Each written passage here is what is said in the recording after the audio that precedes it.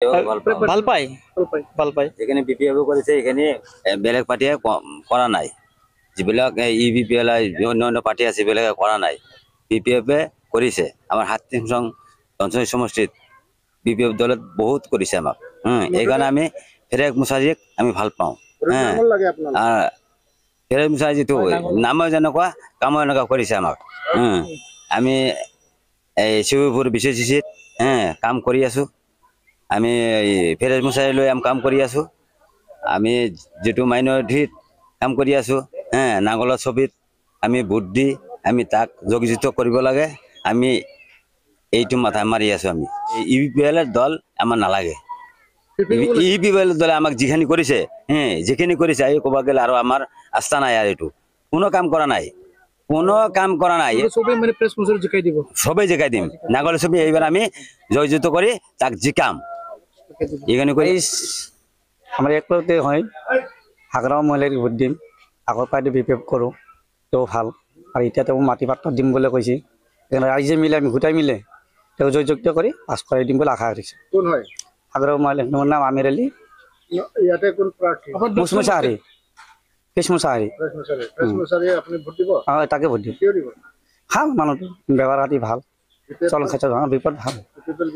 BPF ক'ত কি কাম কৰিছে? একোতো কৰা নাই, একো কামেই কৰা নাই। তাক কিয় ভোট দিম আমি? বিজেপি ইউপিএল একো কাম কৰা নাই। তাক ভোট দি কিবা লাভ আছে নেকি? আমি একো লাভ নাই। আমি কি পাইছোঁ? এতিয়া আমি উচ্ছেদহে পাইছোঁ। সেইকাৰণে সেই ভোট নিদিওঁ আমি।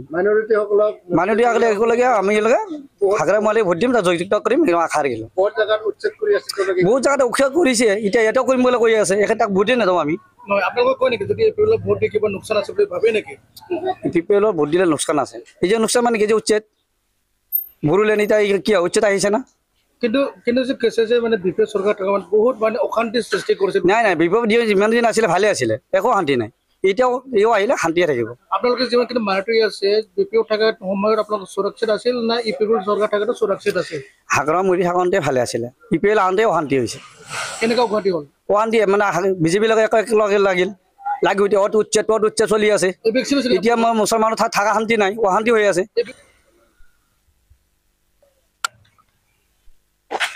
বিপিএল ভোট দিম।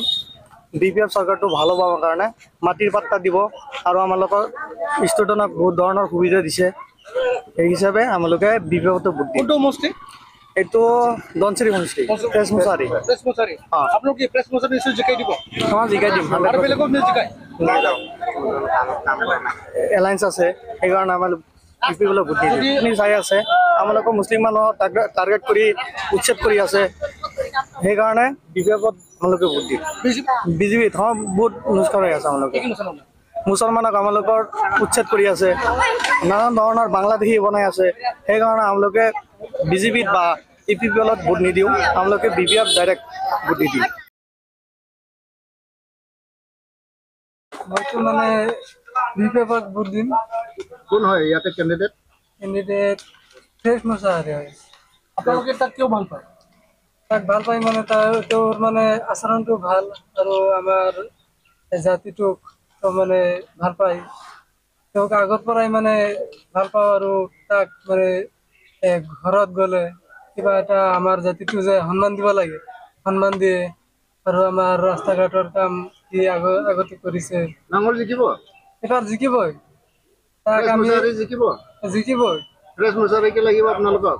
লাগিবই মোক। আমাৰ বিটিচি নিৰ্বাচন আহিছে, অহা 22 তাৰিখে আমাৰ বিটিচি নিৰ্বাচন। আমি নিৰ্বাচনৰ বিষয়ে যি দেখা পাইছোঁ, ইয়াত আমাৰ বিপিএফৰ তুলনাত কোনো ৰাজনৈতিক দল নাই যে ইয়াত আমাৰ বিপিএফৰ লগত পাত্তাত আহিব বুলি।